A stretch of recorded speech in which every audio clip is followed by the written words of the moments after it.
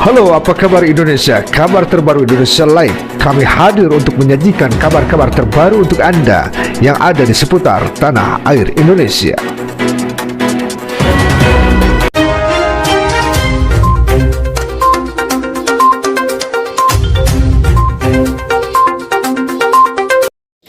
Ada Aceh Hasan Sazili, Ketua DPP Partai Golkar.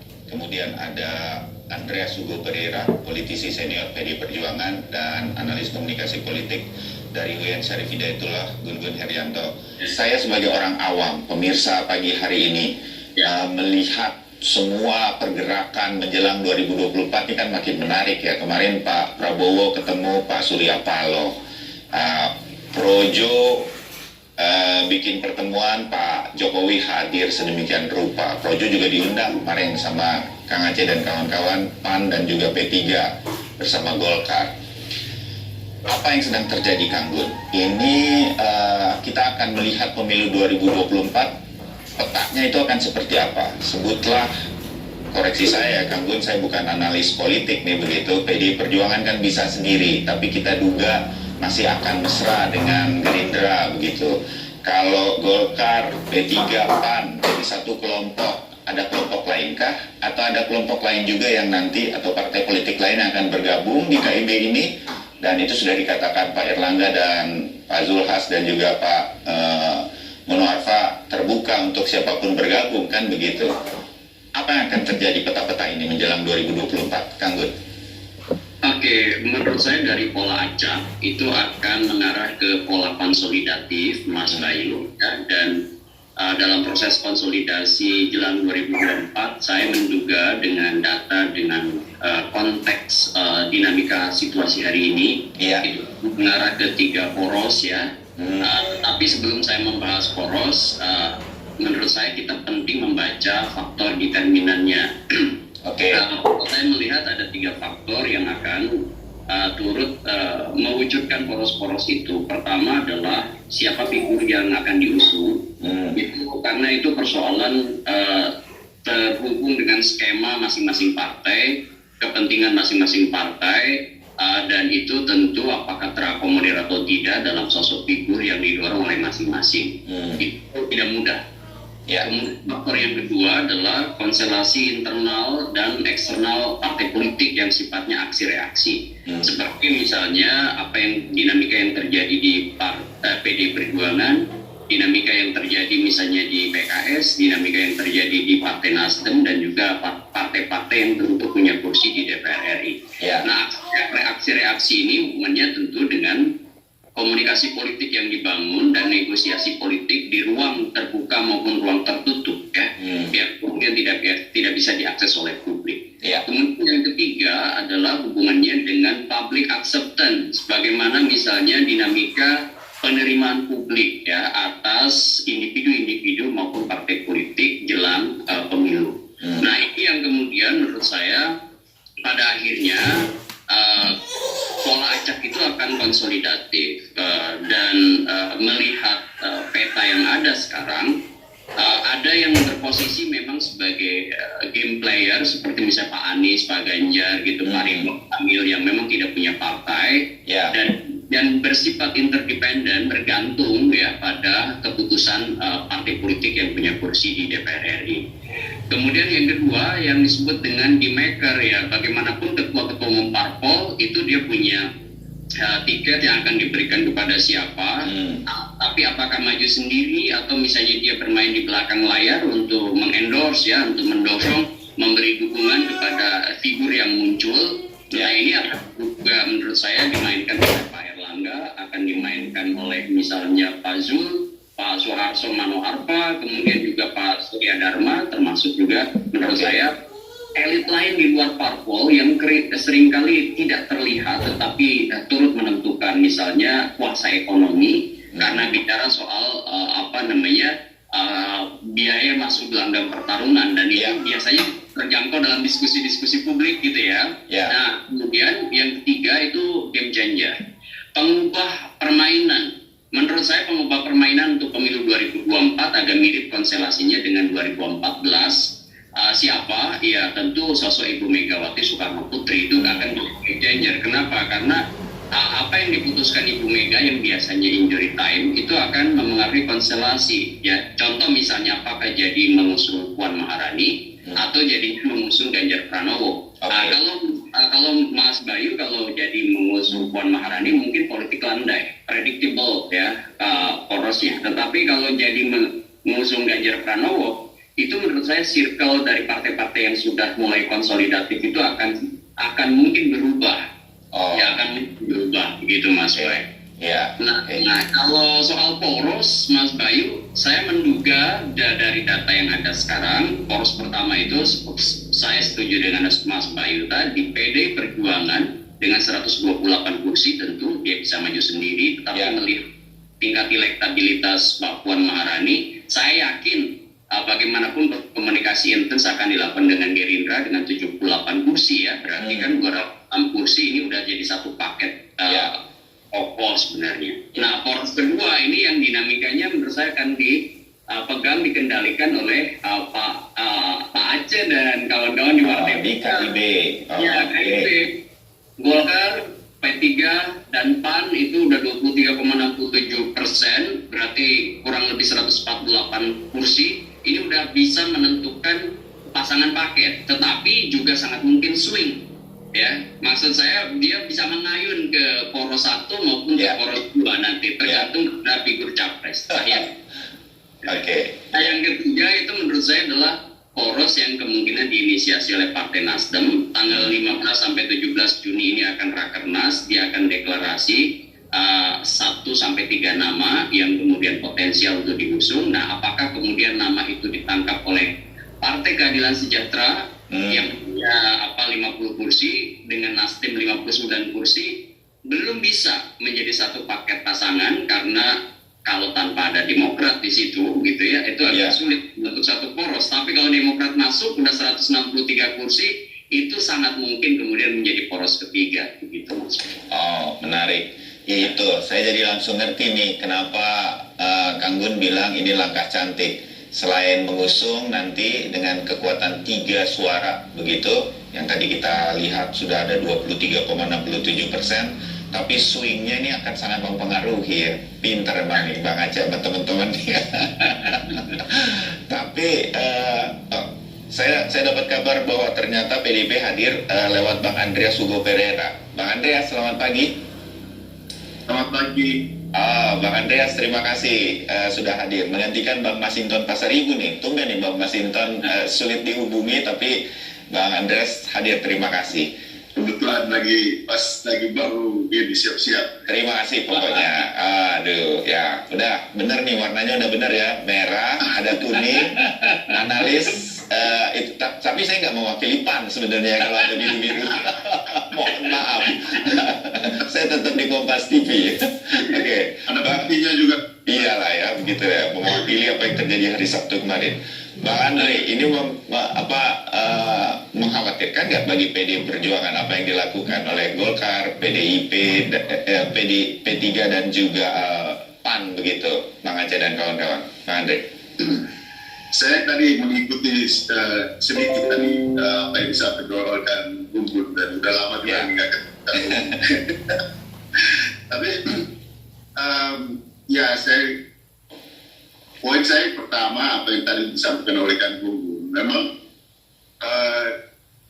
apa yang saya dari awal saya sudah katakan beberapa bulan yang lalu bahkan bahwa kalau melihat gestur politik baik kelompok partai politik maupun ini kan kita semua juga jadi pengamat. Benar. Nama wawasan lah kita menjelang pemilu ya kan. Atur sekaligus pengamat juga. Kalau kita perhatikan gestur politik baik dari partai politik maupun dari elit-elit politik, saya katakan bahwa kotak Pandoranya itu ada di PDI Perjuangan. Ya, nanti apa yang diputuskan itu akan paling tidak akan cukup mempengaruhi lah, kalau tidak mau dikatakan bahwa akan mempengaruhi konstelasi itu. Ya, tadi yang Kandung berdua singgung soal itu. Nah, sehingga karena tadi alasan bahwa PDI Perjuangan punya pertama ya bisa mengusung sendiri, meskipun juga di dalam proses kontestasi pilpres ini tentu faktor gotong royong atau prinsip gotong royong yang sering kami ungkapkan dan Ibu Mega juga mengungkapkan itu penting gitu, di dalam membangun pemerintahan di Republik ini. Kemudian juga hal yang berikut itu menyangkut bahwa ya soal pilpres ini kita harus perhatikan bahwa partai politik dan kandidat gitu, calon yang akan dimunculkan gitu. Sehingga ini realita politik yang ada, sehingga pertemuan di sini itu akan sangat menentukan gitu, bagaimana mensinergikan antara dukungan politik dengan kandidat siapa yang akan kita. Sehingga dalam konteks ini kalau kembali pada pertanyaan dari Mas Banyu tadi, ya teman-teman Golkar, P3, terus kemudian PAN, saya melihat ini sebagai suatu upaya ya kalau boleh dikatakan bahwa ini political exercise lah dari kawan-kawan ini untuk untuk ya mencari formula yang kira-kira ya kalau bukan ini bagaimana gitu. Kalau bukan ini, karena kan kita tahu misalnya Golkar kan dari awal kan sudah mengendorse ketua umum yang menjadi calon presiden gitu kan. Tapi kan kita juga lihat realita, artinya teman-teman ini juga pasti memperhatikan realita politik yang ada di lapangan gitu. Yeah. Kalau mungkin ya seandainya Golkar punya boarding pass, ya istilahnya boarding pass untuk balik, mungkin beda situasinya. Yeah. Nah, jadi ini adalah political exercise yang dilakukan. Kalau misalnya bisa, ya mungkin bisa ini akan terjadi. Jadi kemudian kuncinya juga tergantung pada siapa yang akan dicapreskan ke depan gitu. Kalau lihat dari di dalam peta dari kawan-kawan P3, Golkar dan PAN ini, dan itu yang akan menentukan gitu siapa yang akan menjadi capres, dan ya kalau mereka sepakat soal itu mungkin bisa jadi gitu. Karena boarding pass sudah ada kalau tiga partai ini bersatu sudah ya. Secara bersatu dan secara akumulatif mengusung soal calon presiden. Oke, terbayang. Dan wakil presiden. Ya, terbayang saya sekarang bagaimana kemudian petanya ini mengkerucutkan saja partai-partai politik nanti sudah mulai terbentuk. Mas Gun udah pernah bicarain ini begitu, makanya kemudian peta-petanya sepertinya sudah mulai terrealisasi. Memang pertanyaannya kemudian dari KIB itu siapa yang nanti akan diajukan. Kalau PD Perjuangan tampaknya nama-namanya sudah akan di sekitar itu begitu. Kang Gun nanti punya analisanya, Bang Aceh nanti punya penjelasannya siapa yang akan maju. Saya nyambung langsung, kalau sudah KIB seperti ini Kang Aceh, itu di dalam bayangan KIB ini siapa nanti yang akan maju gitu. Beberapa kalau dari sebelum saya ngobrol dan kemudian membaca, bahkan beliau bisa tiba di salah satu desa yang boleh dikatakan medannya cukup berat dan lokasinya juga sangat jauh, yaitu Desa Buria. Siapa sebenarnya yang nanti akan dimajukan, persisnya itu seperti apa, Kang Aceh? Ya, ini yang perlu kami tegaskan bahwa tentu ini saya meminjam Pak Ketua Umum saya Pak Erlangga Hartarto menyebutnya ojo kesusu, ular gagancangan teing gitu. Yeah. Nah, semangatnya sebetulnya begini. Tadi seperti yang saya sampaikan bahwa kita ingin chemistry kita sama, ada program yang harus kita perjuangkan bersama-sama, ada gagasan yang sama, dan karena itu maka kita baru bicara soal siapa figur yang layak untuk menjadi prime mover yang bisa memiliki kompetensi di dalam perjuangan menjalankan cita-cita yang kami sepakati bersama itu. Nah, karena itu kita tidak bisa itu dilakukan misalnya dari sejak awal bahwa kita telah menentukan figur. Kenapa dari sejak awal kita sudah menentukan figur? Karena kalau kita hanya semata-mata mengandalkan pada kekuatan popularitas, membangun bangsa ini ya tidak hanya sekedar popularitas, kan harus diuji juga. Ya, kemampuan kompetensi teknokratisnya seperti apa. Jangan karena misalnya dia, mohon maaf ya, seseorang yang karena memiliki sering muncul di media dengan pencitraan dan lain sebagainya.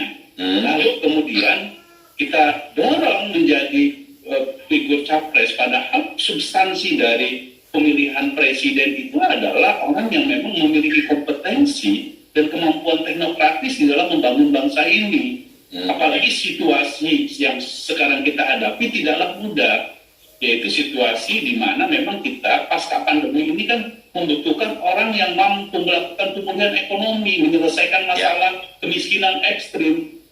Ya. Dari beberapa nama, misalnya dari kita harus uji nama-nama itu apakah memang mereka memiliki kompetensi atau tidak. Gitu. Kalau Partai Golkar sendiri, kami sangat yakin bahwa Ketua Umum kami, Pak Erlangga Hartarto, memiliki kemampuan untuk bisa menyelesaikan berbagai persoalan ekonomi yang dihadapi oleh bangsa ini. Tapi kan kami harus dengar dari partai-partai yang lain. Nah, karena itu maka kita tidak bisa gitu ya, membangun bangsa ini hanya sekedar mengandalkan pada popularitas mata. Tetapi soal isu apa yang bisa diselesaikan dan kebutuhan apa yang diinginkan oleh rakyat untuk segera kita selesaikan. Dan karena itu maka baru kita bicara soal siapa figur yang layak untuk bisa menyelesaikan berbagai persoalan yang dihadapi oleh masyarakat ini. Gitu. Nah karena itu ketika ada pertanyaan, siapa calon presidennya? Ya ojo kesusu, kita susun dulu permasalahan yang dihadapi oleh bangsa.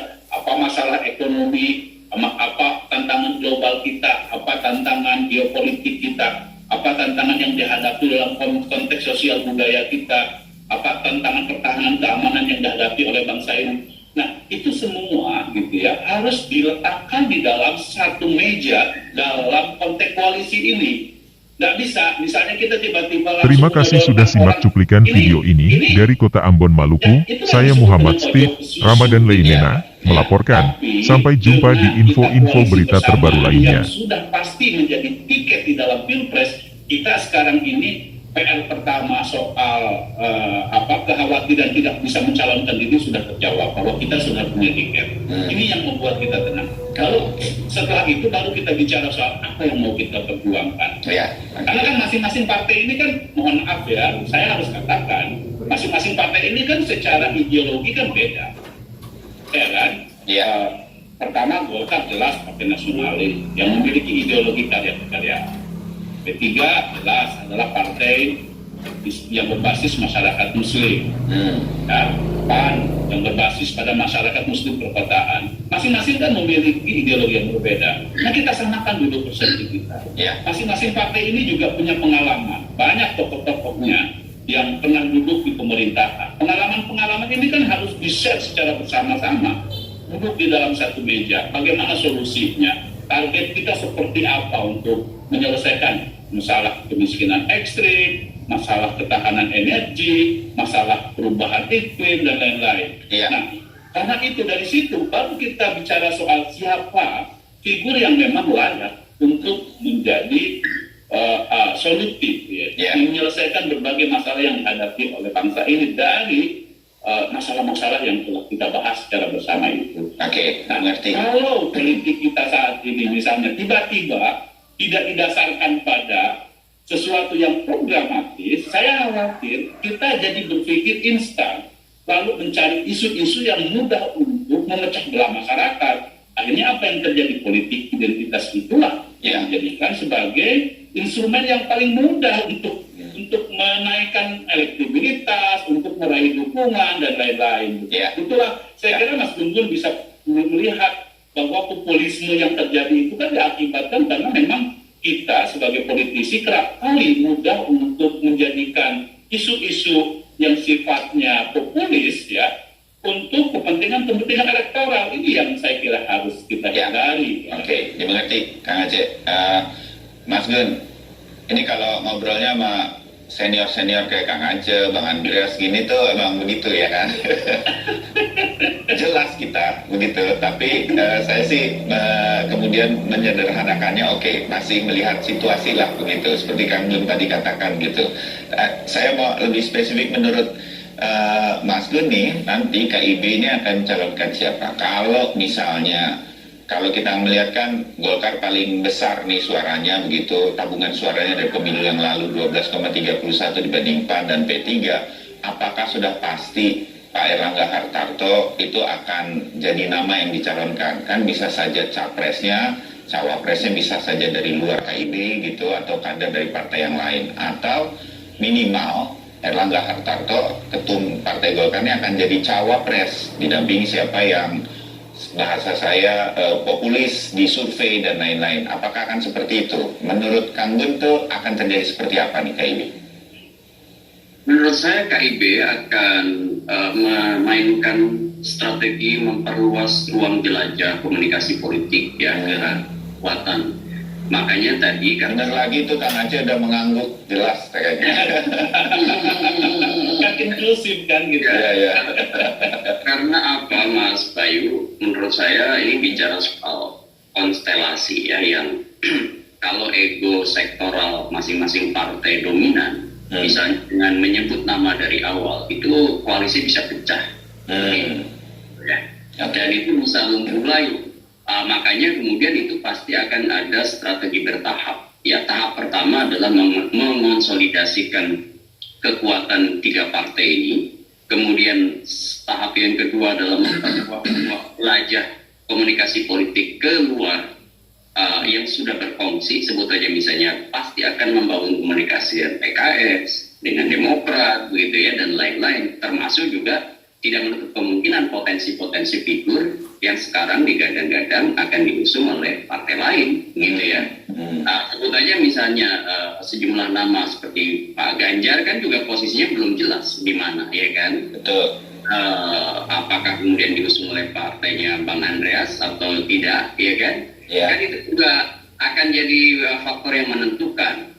Itu yang dalam kajian kita sering disebut dengan perhitungan probabilitas perolehan suara dari figur, karena pilpres ini bicara bukan hanya partai tapi juga figur yang punya market elektoral. Dan itu pasti pertimbangan figur itu akan juga jadi pertimbangan partai politik yang punya kursi pengusungan. Ya.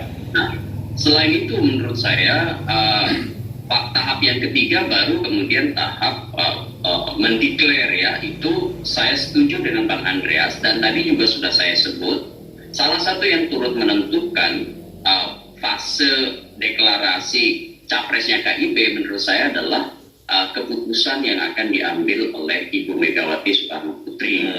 Pertama misalnya bicara soal figur siapa yang diusung oleh PDIP. Ya. Kenapa demikian? Karena ini bicara soal aksi reaksi nanti dengan kekuatan-kekuatan lain di luar PD Perjuangan. Sebut aja misalnya bagaimana konstelasi reaksi Nasdem, bagaimana reaksi PKS gitu ya, dan reaksi Demokrat. Makanya kemudian saya membaca sampai pertengahan 2023 itu pola masih sangat cair. Mendekati September 2023 baru kemudian fase ini menjadi sangat konsolidatif. Ya, karena masa pendaftaran capres cawapres ya. Iya. Ya, oke. Baik. Memang Bang Andreas, PDI Perjuangan belum firm juga nih siapa Ibu Mega. Ada kadernya yang sangat populer, Pak Ganjar gitu kan. Ada Mbak Puan gitu.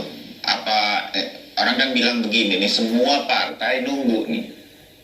Ini bahasa ngobrol kalau kita ngopinya ya. Ini kalau Kang Aceh, Mas Gun sama Bang Andre datang ke Kompas TV di studio kan, habis ini kita ngobrolnya soal ini nih sambil ngopi ya kan. Masa iya begitu? Ini kan tampaknya mau KIB kayak atau nanti ada koalisi partai yang lain atau apa segala macam, bisa jadi menunggu nih Pak Ganjar dicalonkan PD Perjuangan apa enggak, kan itu Pandoranya tuh kan. Nah kira-kira gitu. Bang Andre, atau nanti Bang Andre yakin bahwa KIB atau siapa nanti akan ke PD Perjuangan juga atau gimana? Bang Andre?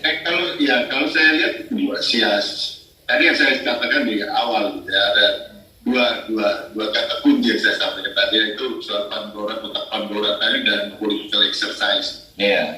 Jadi ini apa ya? Saya melihat sebagai pelaku ya, sekaligus mengamati gitu bagaimana pergerakan move yang dilakukan oleh teman-teman dari berbagai partai atau elit politik kita. Jadi kalau kita perhatikan ya politik kita dalam konteks ya pencapresan ini akhirnya itu harus ada pertemuan antara partai politik dan kandidat.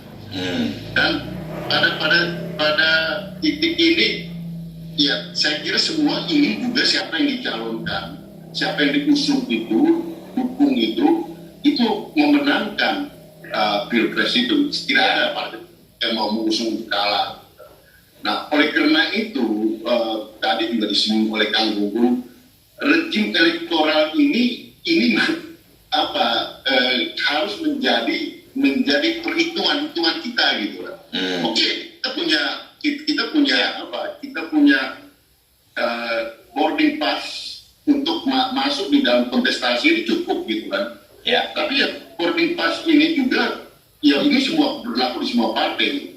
Boarding pass ini juga harus kita hitung bahwa kita berikan pada orang yang masuk untuk kira-kira menang. Di sinilah kalau misalnya untuk kalau kita bicara dalam koalisi, di dalam artinya antar partai-partai, tentu ini akan menjadi sangat menentukan. Pembicaraan kita sangat menentukan. Sehingga bisa jadi itu bisa berjalan terus, bisa jadi ini akan berpisah gitu. Iya. Ini di manapun gitu, tapi di dalam konteks di baik ini KIB atau mungkin nanti ada lagi koalisi yang baru atau kerjasama kolaborasi kelompok-kelompok partai yang baru, pasti akan menghitung itu gitu. Dan itu adalah nature-nya politik dan partai politik.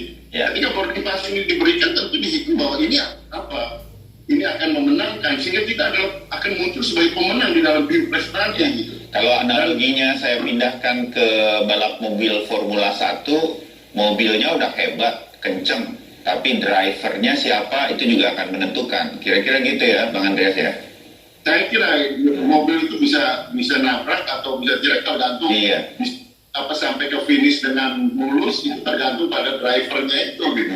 Atau ada di dalam posisi keberapa di dalam kontestasi itu akan tergantung pada drivernya nanti gitu. Karena kita kontestasi di dalam konteks elektoral. Iya, saya menggarisbawahi yang Bang Andreas tadi katakan. Tadi waktu kita break, saya buka nih ke pemirsa Sapa Indonesia. Bang Gun juga sudah menyatakan bahwa KIB terbentuk menurut Bang Andreas ada exercise politik dari 3 partai. Tampaknya ini masih akan terjadi sampai pertengahan 2023 begitu. Kata-kata cantik kata Mas Gun dari Bang Andreas itu ya. Nah, karena bintangnya Kang Aceh di sini dari Partai Golkar, saya ingin jadi penutup di sini. Kita masih akan lihat KIB seperti apa dan kita masih akan melihat kemungkinan dari Mas Gun tadi mengatakan akan ada terbentuk lagi koalisi-koalisi partai politik lain sampai ke 2024. Dan Bang Andre tadi mengatakan tunggu situasi itu akan segera berubah seperti apa, hebohnya itu nanti setelah PD Perjuangan di sekitar September mungkin kita tebak-tebak begitu 2023 nanti. Nah itu yang akan kita lihat. Tapi yang aja begini, kita masih melihat ada kemungkinan bahwa partai politik itu bisa saja mendukung orang bukan dari partai politiknya, kadernya sendiri begitu untuk maju. Nah, apakah KIB ini nanti juga rela dalam hal ini Partai Golkar sekarang terus mengusung, terus menyuarakan Erlangga Hartarto sebagai ketum? Terbuka kemungkinan ini dipinjamkan Golkar dan KIB-nya ini kepada seseorang di luar partai politik yang memang populer begitu di survei-survei, atau akan tetap pada sebuah keputusan ini harus kader Golkar atau kader sebuah partai yang maju, karena seharusnya begitulah politik. Tetapi inilah yang terjadi dalam politik Indonesia, ada orang di luar partai yang kemudian begitu populer sehingga partai politik nggak bisa nggak mencoba menarik orang ini untuk memenangkan pemilu.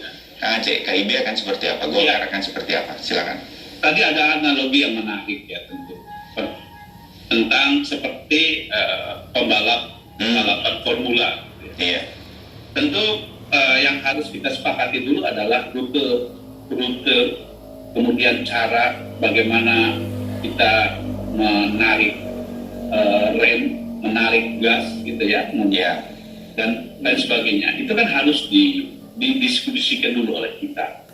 Karena kita menghadapi persoalan yang dihadapi oleh bangsa ini, tantangannya luar biasa. Ya, perlu ada kemampuan yang diharapkan mampu membawa bangsa ini kepada pencapaian finish yang diinginkan oleh kita. Nah, kaitan itu kami ingin menegaskan bahwa demokrasi pilar utamanya adalah partai politik. Ya.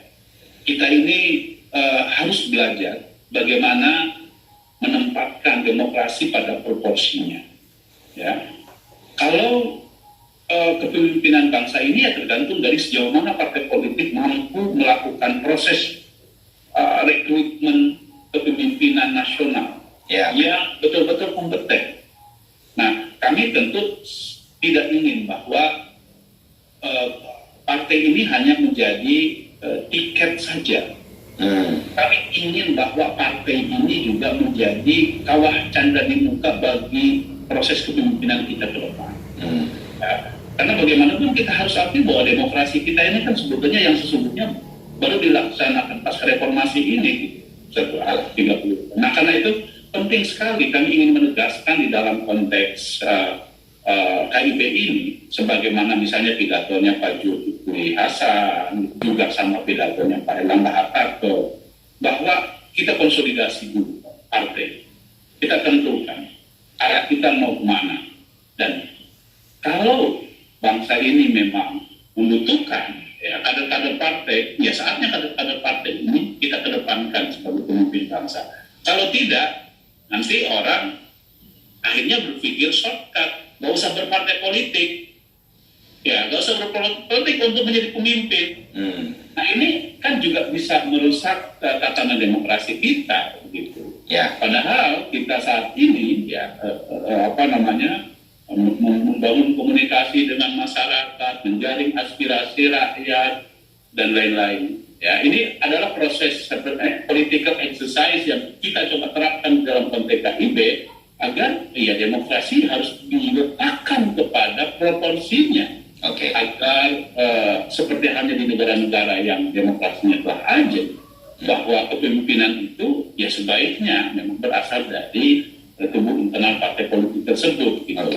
Nah, bagi figur-figur misalnya yang ingin dan memiliki popularitas yang tinggi, ya silakan, karena partai politik sendiri kan sangat terbuka untuk menerima kader-kader bangsa yang terbaik. Gitu. Jadi, baik. Begitu, Mas Bayu. Baik, ya, kita dapat pesan-pesannya dan ini masih akan kita lihat perkembangannya. Ujung-ujungnya sih saya melihat Kang Aceh ingin mengatakan bahwa ada kader Partai Golkar sekarang udah Menko Perekonomian selama 2 periode. Nah, ini punya pengalaman untuk menangani ekonomi, salah satu playernya, kira-kira begitu. Partai politik ya kan memimpin Partai Golkar selama ini, terbayang sudah kira-kira begitu. Saya menyederhanakan untuk pemirsa Sapa Indonesia, kira-kira. Tapi semua nanti masih menunggu Bang Andreas dan kawan-kawan dan analisa lain dari Mas Gun. Jadi kita masih akan ketemu lagi.